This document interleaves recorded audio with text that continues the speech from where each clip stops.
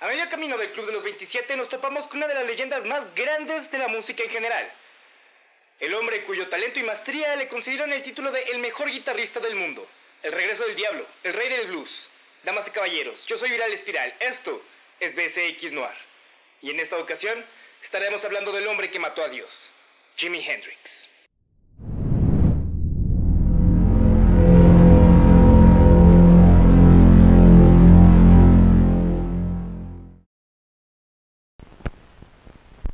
El 27 de noviembre de 1942 nace Johnny Allen Hendrix, hijo primogénito de Al y Lucille Hendrix. Los 40s eran tiempos difíciles, la Segunda Guerra Mundial estaba en uno de sus puntos más álgidos y todo giraba en torno a la guerra. El destino de hombres, mujeres y niños estaba atado al conflicto. Los Hendrix eran una pareja joven, cuyo amor nació en la pista de baile. Podría decirse que su primogénito era en realidad hijo de la música y la guerra. El matrimonio de sus padres, Al y Lucille, estaba ensombrecido desde el inicio. 3 días después de la boda, Al es reclutado por el ejército y debe marcharse a entrenar. Para cuando nace el bebé, Al está emplazado en Alabama. Lucille nombra al bebé Johnny Allen Hendrix, mientras que Al pelea contra la milicia de los Estados Unidos de Norteamérica para reunirse con su familia, pues esta le niega el permiso de paternidad que le correspondía. Y no solo eso, le encierran durante 2 meses sin juicio para evitar la deserción a Seattle.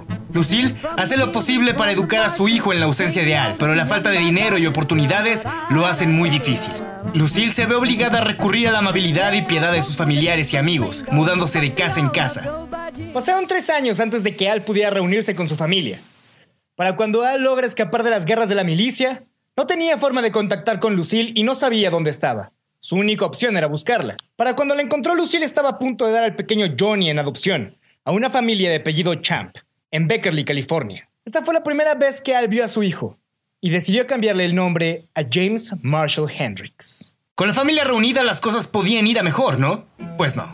Al y Lucille no eran los negros modelo del siglo.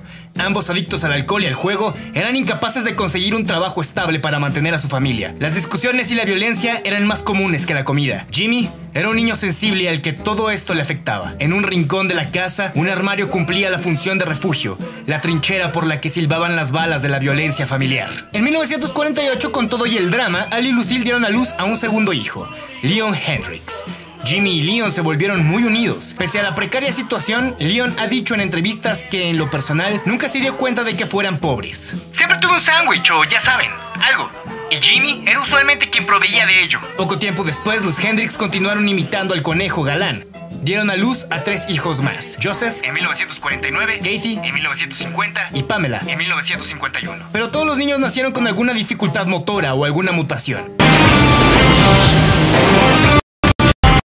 No de esas, no de las cool, de las reales, las que no son nada cool. Al puso en adopción a cada uno de estos niños, argumentando que necesitaban cuidados que ellos no podían proveerles. Pero Lucille no estaba del todo de acuerdo con esto. Para ella, perder a sus 3 hijos fue un golpe terrible y la gota que derramó el vaso. Jimmy y Leon vivían con el temor constante del divorcio de sus padres, hasta que finalmente ocurrió. Él finalmente consiguió un trabajo nocturno, pero la separación de Lucille le pegó muy duro. Así que por la noche hacía su mejor intento y por la mañana se embriagaba. Jimmy y Leon pasaban los días y las noches solos. Los vecinos comenzaron a darse cuenta y alertaron a los servicios sociales, quienes atendieron el caso.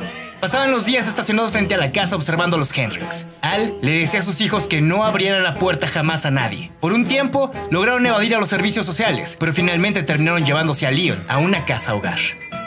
Al principio esto afectó mucho a los 2 chicos que solo se tenían el uno al otro, pero hasta eso corrieron con suerte, pues la casa hogar no estaba realmente muy lejos de la casa de los Hendrix, así que Leon solía escaparse para reunirse con Jimmy bastante seguido. Los años pasaron y la situación familiar de los Hendrix no mejoraba. Jimmy era en realidad un niño sensible y todo esto le afectaba muchísimo. Se aislaba en su habitación y se quedaba ahí todo el día escuchando música. Los nombres comunes: Muddy Waters, B.B. King, Howlin' Wolfie, Robert Johnson. Años después, le confesó a una novia que fue violado de pequeño por un hombre con uniforme de militar.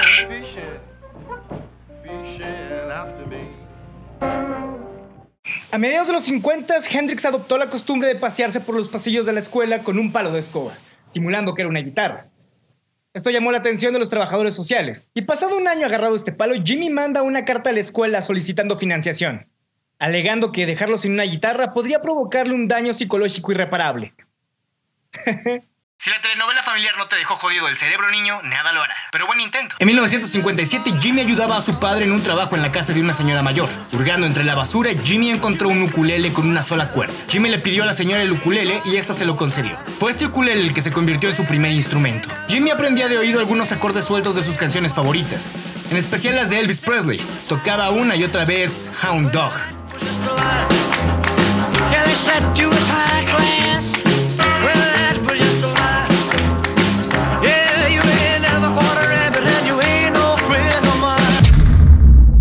A la edad de 33, a Lucille se le diagnostica cirrosis en el hígado y muere el 2 de febrero de 1958. Al se niega a llevar a sus hijos al funeral. En su lugar, sirve 2 tragos de whisky para Leon y Jimmy y les dice que así es como un hombre debe enfrentar sus pérdidas. Hendrix abandona sus estudios de secundaria y consigue su primera guitarra por $5, una acústica usada. La primera canción que aprendió a tocar fue la apertura del popular programa de la época, Peter Gunn, que muchos vinculan con la película de Sin City. Pues no, es de Peter Gunn. ¿Quién es el poser ahora? La primera banda en la que estuvo Hendrix apenas a la corta edad de 15 años se llamaba The Velvetones, pero sin una guitarra eléctrica en sus manos, la acústica era bastante inaudible cuando la banda estaba tocando. Jimmy necesitaba una eléctrica con urgencia. Al era muchas cosas, pero amaba a sus hijos honestamente.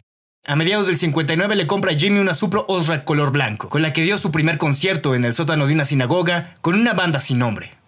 Durante este concierto, Jimmy es poseído por la guitarra, robando el escenario y la atención. El resto de la banda, que no entendía qué es lo que estaba pasando, lo calificaron de fanfarrón. Y esa misma noche, lo echaron de la banda. Pero pronto es adoptado por The Rocking Kings, una banda que tocaba de forma profesional. En uno de los conciertos a Jimmy le roban su guitarra, pero a él le compra otra guitarra, una Silverstone Dan Electro roja. Era un buen tipo, mi viejo. Es un buen tipo, mi viejo, que anda solo y espera. I realize the pursuit of peace is not as dramatic as the pursuit of war, and frequently the words of the pursuers fall on deaf ears, but we have no more urgent task. From your masters of war, you that build a big gun. Es 1961, la Segunda Guerra Mundial ya valió verga.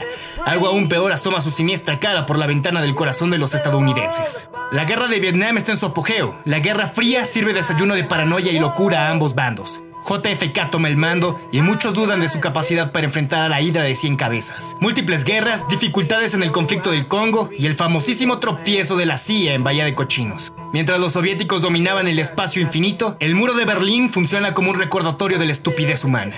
La administración de Kennedy da inicio enfrente de las puertas del infierno. Como los Avengers en Infinity War, Kennedy necesitaba toda la ayuda posible. Una milicia fuerte, estable y numerosa. Para su desventura, la corriente beat había despertado, dando a luz al movimiento hippie. Los jóvenes no quieren ser reclutados y le pintan dedo a todo lo que tenga facha de uniforme y botas de combate. La segunda oleada del feminismo también ataca con fuerza. Si en la Segunda Guerra Mundial las mujeres sostuvieron la industria del país sin protestar, ni oponerse al comportamiento falocéntrico y chauvinista de sus patrones que les pagaban con migajas y trataban como esclavas, en esta ocasión, la cosa no sería tan simple. El país tenía pedos, muchos pedos. Y a Jimi Hendrix no podía importarle más verga. A sus 19 años, Jimmy enfrentaba cargos por robar un auto, con reincidencia, pues esta era la tercera vez que lo hacía. Se le dieron 2 opciones: o se alistaba en el ejército o enfrentaría varios años en prisión. Así fue que el 31 de mayo de 1961, Jimi Hendrix iba camino al entrenamiento básico, asignado más tarde al Frente Campbell en Kentucky, en la división de paracaidistas 101. Jimmy no duró mucho tiempo en la vida militar. En una carta enviada a su padre, Jimmy escribe: en 2 semanas no ha habido más que entrenamiento físico y hostigamiento. Y después, cuando vas a la escuela de salto, llega el infierno. Te mandan a trabajar con desazón y peleas. El servicio militar era el infierno para este pobre chico de espíritu sensible y frágil. Poco tiempo después de enviar aquella carta a su padre, Jimmy le envía una segunda carta suplicando que le envíe su guitarra, argumentando: ahora realmente la necesito. Lo obvio pasó. Cuando llegó la guitarra, Jimmy se obsesionó con ella. Abandonaba su puesto y descuidaba sus obligaciones, lo que provocaba el disgusto de sus superiores y la terrible furia de sus compañeros, que pagaban las consecuencias de sus pendejadas. Burlas y abusos físicos eran lo común día a día. En una ocasión, robaron su guitarra y la escondieron. Jimmy sollozaba en el piso de rodillas rogando que se la regresaran. Pero nadie ha roto todavía el récord de desventuras de Candy Candy. ¿Lista, Candy? Sí, vamos. ¡Adelante! Anthony, nos separamos de todos. Sí, lo hice a propósito.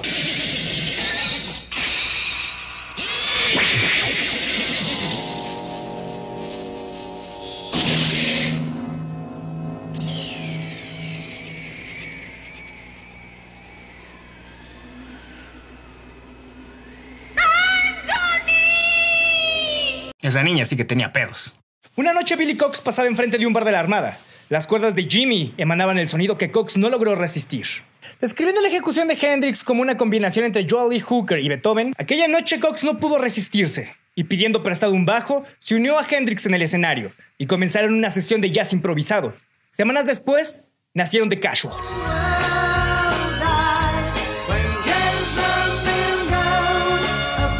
No, esos no. A estos nadie los grabó jamás. Simplemente eran una banda que tocaban regularmente en los bares de la Armada.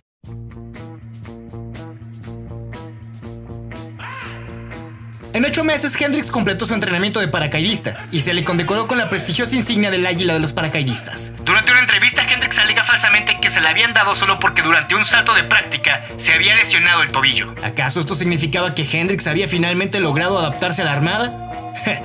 Pues no, Jimmy era un pésimo tirador y solía quedarse dormido durante el servicio. El jefe de pelotón, James C. Spears, declaró en un informe: no tiene ningún interés por la Armada. En mi opinión, el soldado Hendrix nunca alcanzará los estándares necesarios para ser un soldado. Creo que el servicio militar se beneficiaría de licenciarle lo antes posible. El 29 de junio de 1962, el capitán Gilbert Patchman le concedió el licenciamiento honroso. ¿Recuerdan lo de la lesión del tobillo? Bueno, en la misma entrevista, Hendrix le adjudica el licenciamiento también a esto, pero muchos periodistas e investigadores consideran que dicha lesión es una vil mentira.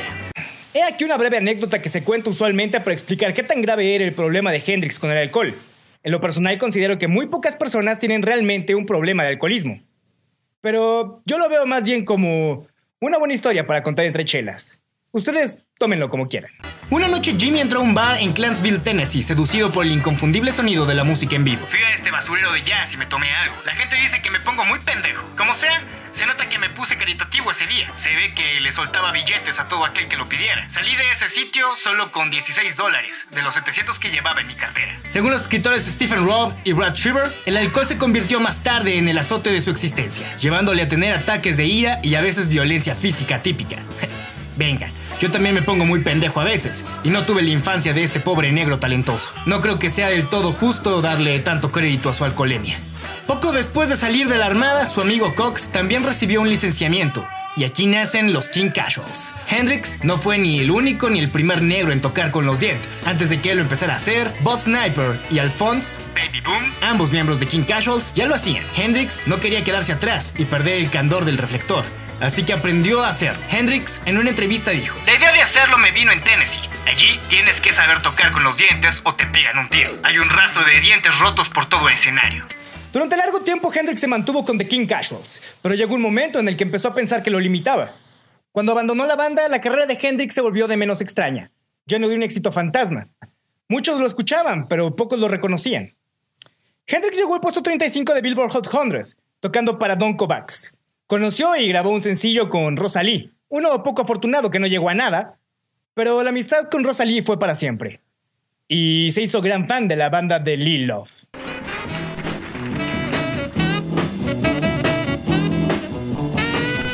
También fue el momento en el que Hendrix apareció por primera vez en televisión en un programa llamado Night Train, tocando con la banda de Little Richards. Esa es la imagen más antigua que se conoce de Hendrix tocando en directo. Fue entonces que conoció a Curtis Knight y su banda Curtis Knight and the Squares, y firmó un contrato de 3 años con Ed Chalpin. Well, I did a recording with Curtis Knight, and I had to sign something. I mean, it was just, I was doing background work, it's a couple of contracts. If technically, he's still signed on with these blokes. Yeah, and I got one with this cat. I was just doing session work, and it's nothing you need to worry about at all. When you say this cat, who do you mean? Juggy Murray. We find ourselves in a bit of a situation. And I suppose I'm off to America to handle it. Eso no pasó. La relación con Ed Chalpin no duró mucho, pero un contrato es un contrato. ¿Qué nos puede decir al respecto nuestro abogado Lionel Hutz? El diccionario lo define como un acuerdo legal que no se puede romper. ¡Que no se puede romper!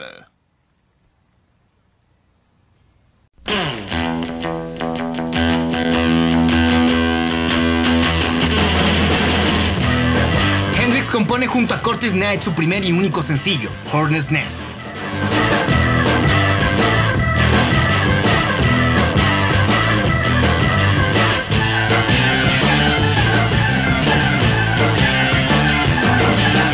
Donde se le acredita su primera composición. He resumido bastante la carrera de Hendrix antes de llegar a Nueva York. Habrá que entender que en ese entonces Hendrix hacía de todo y para todos. Se mantenía poco tiempo en una banda y se iba a una nueva. Se aburría de esa y se regresaba a una donde ya había tocado. O se conseguía una nueva. Jimi Hendrix no conocía la inactividad, ni nada parecido a eso. Eran mediados de los 60 y el caldo de blues que se gestaba en Nueva York emanaba un intenso aroma. Delicioso, bien formado y fuerte.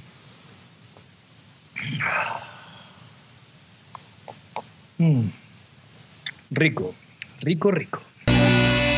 1, 2, 3.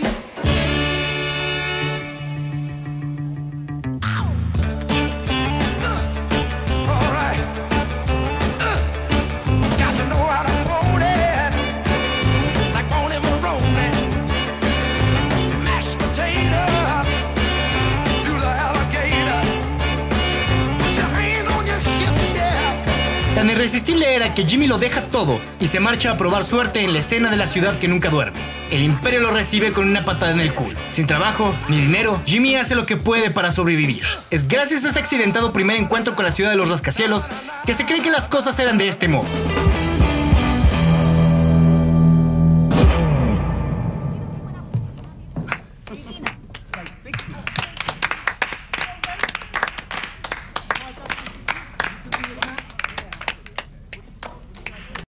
Pero obviamente esta escena es toda una pendejada. Tras pasar una semana o un mes en la brutal miseria, Hendrix es invitado a tocar como artista residente en el café Wah de la calle MacDough, donde formó la banda Jimmy James and the Blues Flames. Banda donde por cierto tocaba también el que sería más tarde guitarrista de Land of Spirit, Randy California. El Jimi Hendrix que todos conocemos realmente nació en las llamas azules de Jimmy James and the Blue Flames. Fue aquí donde el sonido único y salvaje de Hendrix dio su grito de nacimiento, para más tarde madurar y evolucionar en lo que se conoce como The Jimi Hendrix Experience. A pesar de lo que acabo de decir, es triste pero cierto que la banda de Jimmy James and the Blue Flames no duró mucho tiempo. Los últimos conciertos de la banda se realizaron en el café Au Go Go. Y es aquí donde comienza la historia que la mayoría conoce.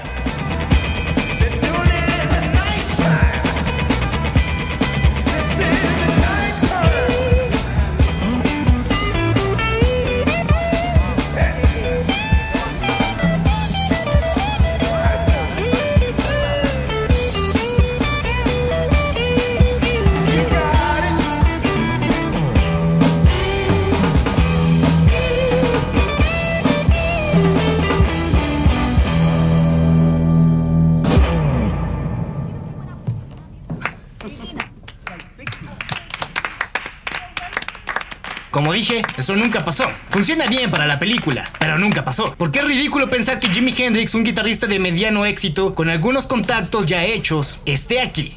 Está bien, tenía problemas con sus vicios. Nueva York no es fácil de domar y todos podemos caer muy profundo. Pero hay aquí otro detalle que hace que toda la secuencia no sea solo falsa, sino además ridícula. ¿Quién es esa mujer sentada frente al escenario, observando atentamente uno de los actos más locos que se han visto en un bar? Esa es Linda Keith, novia del hijo de puta más sensual, rico y famoso del momento, Keith fucking Richards, guitarrista de los Stones. ¿Ustedes sinceramente creen que la novia de Keith Richards estaría sentada a mitad del bar más apestoso de la ciudad viendo a un negro deprimido tocar solo en el escenario? Esto fue lo que pasó.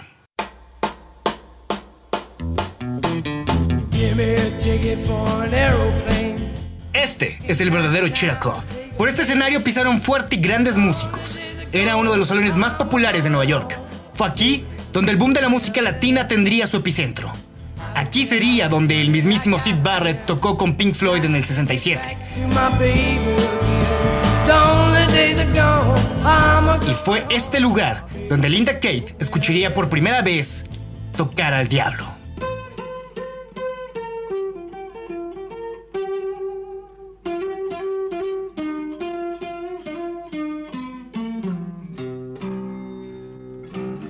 Hendrix tocaba aquella noche con su amigo Curtis Knight. Linda quedó prensada del sonido de Jimmy. Aquella noche, Linda y Hendrix se fueron a tomar unas copas y comenzó lo que probablemente sería la amistad más importante de sus vidas.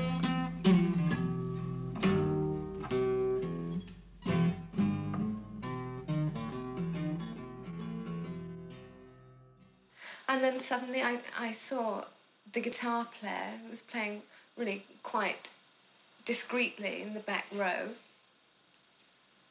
And And from that moment, I just became completely involved. He was very naive and he was very shy and nervous, and he didn't look at you. The Animals.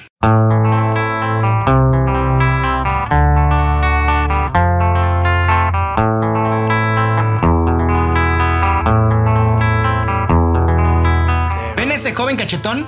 ¿Quién soy yo para hablar? Ya sé. Pero ese joven sería una de las piezas clave en el estridente éxito de Hendrix. El nombre de esos mofletes es Chas Chandler, quien a mediados de los 60 estaba a punto de dejar a la banda. Ya saben cómo es esto. Si estás en el circuito, todos se conocen, y daba la casualidad de que Linda los conocía a todos, de alguna u otra manera. Y el rumor que corría por las líneas de la industria era que Chas buscaba a alguien con quien sacar un sencillo, una especie de cover de Hey Joe de Billy Roberts. And would he come down and listen to him, because this is really, he's really going to like this, and he's a very materialistic man. And he thought, right, good, and he came down. He thought I was mad. He did not see what I was talking about. That this, when he saw Jimmy, he thought this is nothing. And then eventually I bumped into Chas Chandler, who I didn't know, but I knew was one of the Animals. And I think Jimmy was getting quite sort of desperate to record, or to at least make another step. And so Chas came down to see him and was like, it was instantaneous. I mean, there was no question in his mind.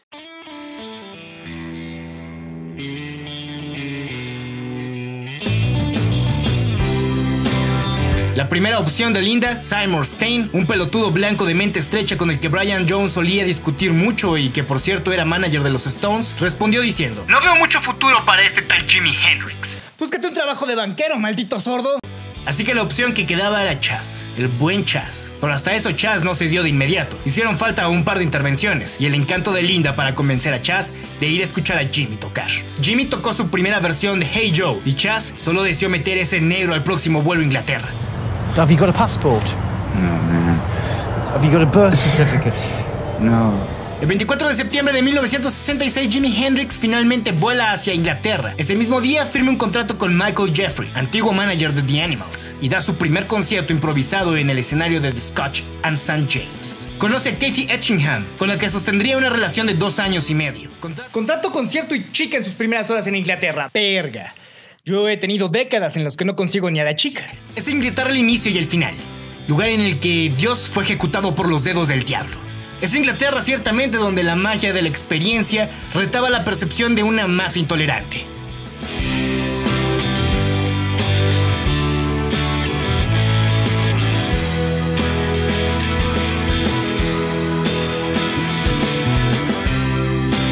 Pero también en América pasaron cosas interesantes, como la ocasión en la que Janis le reventó una botella a Jim Morrison en la cabeza mientras Hendrix forjaba los porros. Es neta. Mientras que en México también existieron leyendas, como la ocasión en la que tocó en el aeropuerto de la Ciudad de México sin invitación. La historia de Jimi Hendrix es ciertamente muy interesante. Por algún motivo se conocen muchos detalles de su vida, aunque su muerte siga plagada de supuestos y conjeturas, rodeada de teorías conspiranoicas y accidentes improbables. Por el momento se acabó el show, pero la historia con su conclusión inesperada continuará en la segunda parte de este BSX Noir.